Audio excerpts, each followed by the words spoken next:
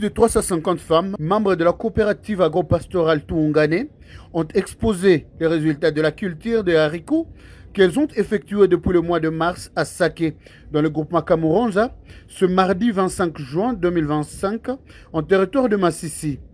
Ces braves femmes ont, dans un premier temps, trié puis tamisé ces haricots avant de les présenter auprès de l'équipe coordonnatrice de cette organisation.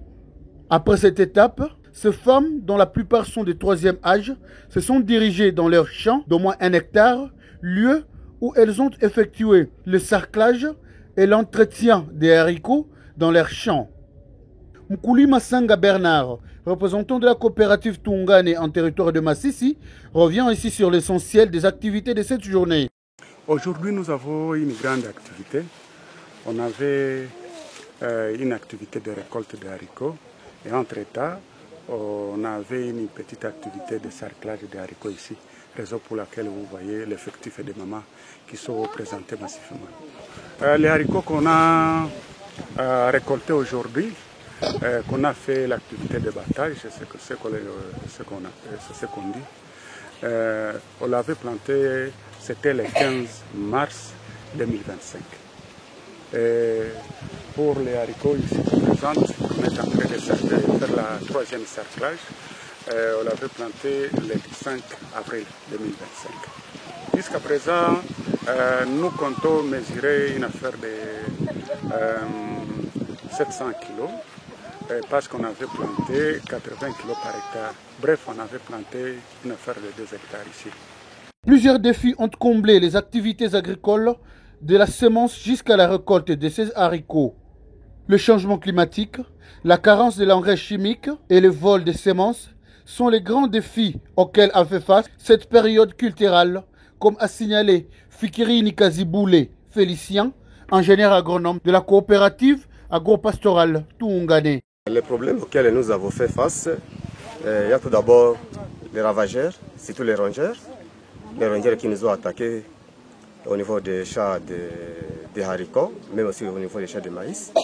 Mais nous avons pu simplement amener les médicaments pour maintenant lutter contre ces rongeurs.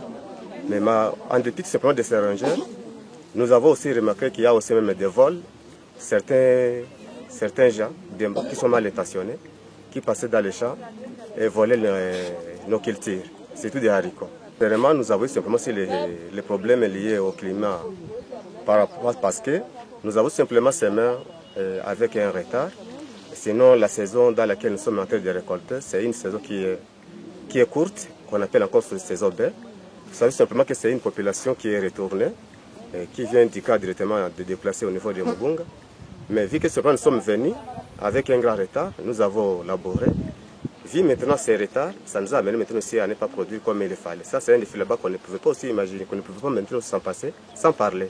Pour Mapendano Mati Angela, une des femmes cultivatrices de la coopérative Tuungane, qui encourage ses collègues pour le travail titanesque abattu et les appelle à plus d'efforts afin de produire plus la saison prochaine. Mie niko kushamba yetu ya wakulima. Sisi wa mama wa kikundi Tuungane cooperative. Tumevuna maragi, tumeponda, tumepepula. Maragi iko kabisa inaangare na meremeta sana. Wakuu viongozi wa asosasio yetu ni ombi ambao tunatoa sawa vile sisi wa mama wakulima kikundi Tuungane. Sisi tunastahili kado kwa sababu tumetumika kazi ambao nyinyi wote mumeona. Wamambre wenzangu, ushauri ambao mimi naweza kuwapatia, wasife moyo. Courage. Sababu kazi yenye tuko natumika haiko mafaa yetu sie peke, ni mafaa pia ya jamaa. L'occasion faisant les larrons, Senga Bernard a remercié l'organisation SIAT, la Commission internationale pour l'agriculture tropicale, pour son accompagnement dans la formation des femmes, membres de la coopérative, dans l'autonomie et la prise en charge et dans les métiers. Nous, la coopérative agro-pastorale de Tuungane,